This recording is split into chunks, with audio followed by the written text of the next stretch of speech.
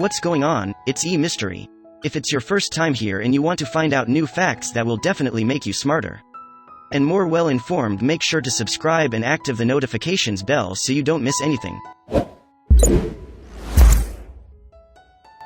Since childhood we spent the summer in the village of Altai. We were looking forward to the onset of the holiday so that Dad would take us to the village, to which we spent 2 days' journey. Usually my father arrived with us there and he left back saying that he had a lot of work left in the city, but we're not sad because we knew that there was a whole summer of adventures and new discoveries ahead. Usually many cousins came to visit grandfather for summer vacations. I was the oldest among all these children, therefore was the leader and captain in all our joint endeavors. Adding to this, even the children of the neighborhood and get a whole team going in search of adventure. In our family we had 2, my younger brother and me. At least 5 more children were going to the village in our house for the summer. I don't know how my grandfather coped with everyone. Probably he couldn't have done it without me, after all I helped him in everything. The house was large and there was enough space for everyone. In addition, those who wanted exotic did not want to spend the night at home. He could climb into the attic, or for example he could sleep on a pillar of fresh hay and reap. But there was no such daredevils because the locals talked about the fact that since ancient times when grandmothers were children, the tigers did not touch people in the vicinity. But in front of our eyes, striped predators would still not want to come across anyone, just in case everyone spent the night at home. Moreover, on one of these summer days when my grandfather and I put the little ones to bed, it was necessary to finish with the dishes, clean up the kitchen and wait until the couple tramped on the stove. While finishing the job, it became too late to sleep. I went outside to get some fresh air. It was dark outside and warm in July. It was just one of those days when in the afternoon it's tolerable on the street. The heat is such that you don't want to get out of the cool river, and when evening comes nature seems to be resting from the heat of the day, giving it warmth back to the sky. On such evenings you don't even want to throw anything on your shoulders, so nice and warm even without the sun in the sky. I went out and stood on the threshold of the house, looked at the sky. There was a full moon. I was so on fire that I brought out of this state by the sounds of some kind of animal that either stretched out or near far beyond the river, but that would have turned up, said the grandfather to pull his pipe. I immediately turned around and saw my grandfather sitting on the veranda. I was so fascinated by this evening that I didn't even notice that he was there. Thought that he was sleeping for a long time. You scared me, I said to my grandfather. Why did you think I was a tiger? I was a little scared. If it was true, then it is better to stay home and not look at the moon. Suddenly, I thought, if the tiger is hungry and is already getting close to our house. I voiced all my thoughts to my grandfather. He looked at me, smiled attentively with this kind, sincere smile, and with a gesture invited me to sit down next to him. I trusted my grandfather, so I decided that he knew better and I shouldn't be afraid. We sat with him for a while in silence, looking at the sky and listening to how sometimes unknown sounds are heard on the other side of the river that still frightened me a little. I would like to say a few words about my grandfather. Peter Ivanovich. For his age, he simply had excellent health. Apparently anti-roots in life and nature made themselves felt besides his health. In his years he had a sharp mind and excellent sense of humor, and without conveying my optimism with which he charged everyone around him. He had many friends and acquaintances who courted us several times a day. Then they must return something. Then thank friends and acquaintances there were many, but there was no woman. What happened to my grandmother? Grandfather didn't want to tell. For some reason the topic was banned. My grandfather said that, when time comes I will find out. To ask him to tell it was useless, so everyone waited patiently for the right time to come. My grandfather and I sat for a while in silence and I decided to go to bed. Grandfather remained to sit a little longer in a comfortable armchair on the veranda with his pipe. In the morning my grandfather woke me up with the words that we have things to do today.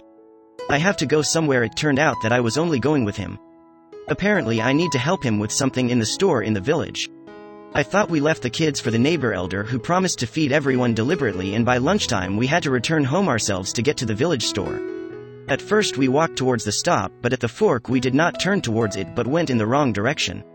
I was surprised but did not ask questions. I became interested and I decided to keep the intrigue for myself. Grandfather was thoughtful, somehow silent, and after he bought flowers from grandmother's seller, who sold them near our general store, I started with ardent curiosity. Where we can go in the summer on early Sunday morning. Soon the domes of the village church appeared on our way. Definitely we were going in its direction. Further on there was only a church and cemeteries. We walked to the back of the church and headed straight for the cemeteries. For a long time we did not confuse, came out to a simple gravestone in the form of a photo inscription on a stone. I almost fell right where I stood from the photo. A middle-aged woman completely unfamiliar to me was looking at me, but what was written on that plate was just incredible. Her surname coincided with Lucan's grandfather Valentine. The surname is not to say that it's rare, but for our regions, judging by the date of the birth, she was at the same age of my grandfather. While I was standing in the cordon, my grandfather took off his old hat and put the wildflowers previously bought for grandmother on the grave and started talking a little. I decided that it was time for me to find out what happened to my grandmother. My grandfather, it was clear that he was barely holding back tears. I took him by the shoulder and gently took him to the beach and sat down.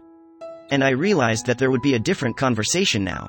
I wonder why he decided that at the age of 12 I was already ready to hear the story of what happened to my grandmother and why he used to bring her flowers alone. I asked him that, sat for a while in silence. Grandfather began to tell. Nadia, you are the first of my grandchildren and granddaughters to find out the truth. Right away I will tell you that I can only forgive her now. That's why I'm here with you, and it's up to you to decide whether you can forgive her after what I tell you. But one thing I know for sure is that you deserve to know everything that really happened. Do you remember that from these parts only your mother came here to your father when they first got married? I accepted her immediately as my own daughter, but your grandmother wasn't in love with her, but she said only one thing: that's not suitable couple to our son. And when we learned that they were expecting a baby, she went completely crazy until the last moment. She believed that the child's daughter-in-law would die. I swore with her and tried to prove something, but it was all to no avail. Then we decided at a family council, when my wife was not at home, that when the child was born, she would look at him and immediately recognize it could not be otherwise, and now the birth is past.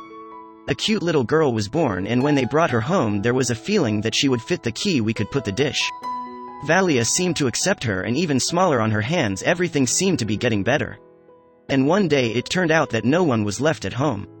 The baby was there with Valia alone, and she seemed to have adopted the child and ceased to demolish any heresy.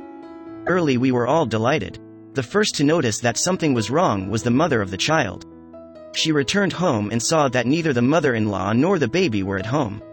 She ran all the places, ran to a neighbor in the store, they were nowhere to be found. It turned out that Valentina had conceived something amiss a long time ago.